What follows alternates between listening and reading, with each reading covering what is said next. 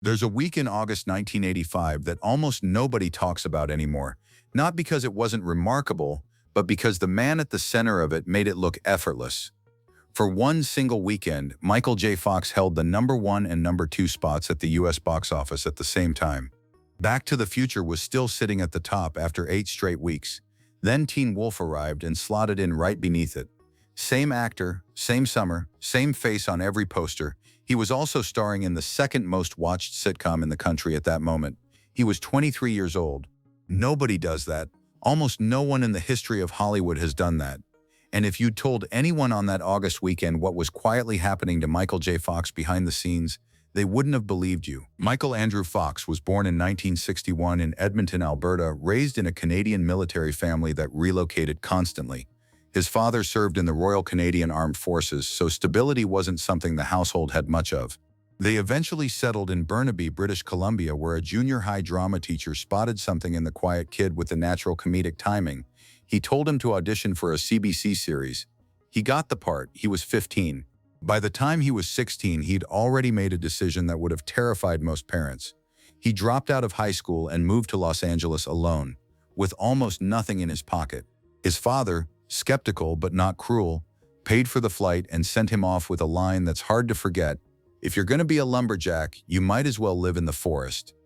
What followed were some genuinely brutal years. Fox survived in a tiny studio apartment in Beverly Hills, so broke he was eating jam packets just to get through the day. He was grinding through auditions, picking up bit parts, and learning the hard way that Hollywood doesn't owe anyone a career. When he finally tried to join the Screen Actors Guild, there was already a registered member named Michael Fox. He needed a new name. He briefly considered Michael A. Fox, took one look at how that sounded, and moved on fast. He chose the J as a quiet nod to one of his favorite character actors, Michael J. Pollard, and that was that. The Family Ties audition changed everything. He wasn't the producer's first choice for Alex P. Keaton. The casting director had to fight just to get him in the room. Once he was there, the role was never in question again. By 1984, Family Ties was the second highest rated show in America. Fox was receiving around 500 fan letters every week. Then the call came about a time travel movie. The story of how Fox ended up in Back to the Future is almost as wild as the film itself.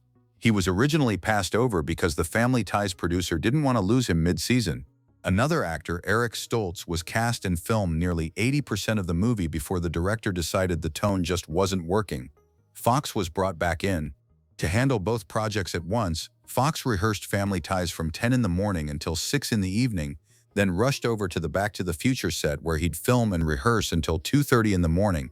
That punishing schedule ran for 2 full months straight. On Fridays, it was even more relentless. 2 live tapings of the sitcom, then straight to the film set until sunrise. He was reportedly so sleep-deprived that he once panicked backstage on Family Ties because he couldn't find a prop from the film set. His 2 worlds were bleeding together. The result of all that sacrifice: Back to the Future spent 8 consecutive weekends at #1 and eventually earned over $381 million worldwide. Then Teen Wolf, which Fox had filmed even earlier during a production break, opened in August and landed at #2, right behind it. One actor, the top 2 grossing films in the entire country at the same time. It was a level of star power the industry genuinely hadn't seen before. He was the biggest name in Hollywood, and the cracks were already forming beneath the surface. In early 1991, while shooting the film Doc Hollywood, Fox noticed a twitch in his little finger. He tried to shake it off. It didn't go away. He went to see a neurologist. The diagnosis? Early onset Parkinson's disease. He was 29 years old. His reaction to the doctor was one he later recalled clearly. "You know who you're talking to, right? I'm not supposed to get this." Parkinson's wasn't supposed to land on someone at the peak of their career, in the middle of their prime, with everything still ahead of them. But there it was, a progressive neurological condition with no cure, attacking the part of the brain responsible for movement and coordination. Doctors told him his ability to work could have a very short window left. He chose not to tell a single person outside his immediate circle. For 7 full years, Michael J. Fox kept his diagnosis completely hidden from the public. Maintaining the secret required constant management and an almost mechanical level of calculation. He timed his dopamine medication obsessively so the effects would peak at exactly the right moments on set. He always made sure to hold props or objects in his left hand during filming to mask any visible tremors. He positioned himself carefully in scenes. He described himself later as becoming a virtuoso of concealment. Every public appearance was a performance layered on top of his actual performance. His words about the medication were stark. There was only one reason he took the pills the way he did, and that reason was to hide. But medication alone wasn't what he was using to get through. Alongside the pills came the alcohol. Fox has never softened this part of his story. He turned to drinking to escape, to stop thinking about what an incurable, progressive disease actually meant for the rest of his life. He described it as drinking to dissociate, to get out of his own head long enough to function. For a while, it worked well enough to keep moving forward. Then in 1992, it stopped working entirely. One morning, his wife Tracy and their young son Sam came downstairs and found him passed out on the couch. He was isolating himself from the people closest to him, and the one thing he'd been leaning on was tearing his family apart. Tracy later recalled how frightening that period was, because you don't know how something like that ends and you cannot live that way forever. Getting sober didn't bring immediate relief.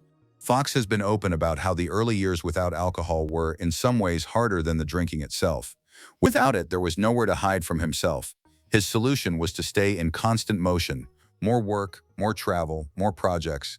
Sitting still meant sitting alone with Parkinson's, and he wasn't ready for that. In 1998, Fox went public, disclosing his diagnosis in an interview with People magazine 7 years after he first received it. He later described that entire stretch as 7 years of denial. The reaction was enormous. Fans were stunned. Hollywood was shaken. The version of Michael J.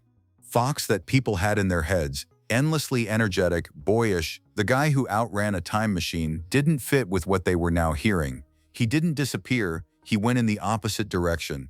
In 2000, he founded the Michael J. Fox Foundation for Parkinson's Research. Built from scratch, run with the urgency of someone who'd spent nearly a decade watching the disease up close. He wasn't lending his name to an existing institution. He was building something designed to actually accelerate research, fund the studies that weren't getting prioritized, and operate with one specific, unapologetic goal: to make itself unnecessary. His line for it was simple: "We're in the business to go out of business." He didn't want more awareness, he wanted a cure. Parkinson's doesn't stop, that's the reality of it. The symptoms accumulate over time, and no amount of discipline, medication, or willpower changes the fundamental direction.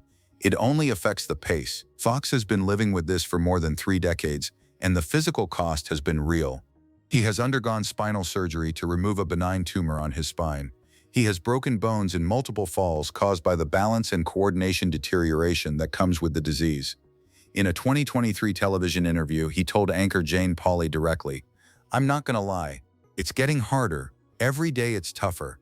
He didn't say it with bitterness. He said it like a man describing the weather. Matter of fact, no performance attached. He officially stepped back from acting in 2020, acknowledging that memorizing lines had become too difficult to sustain reliably.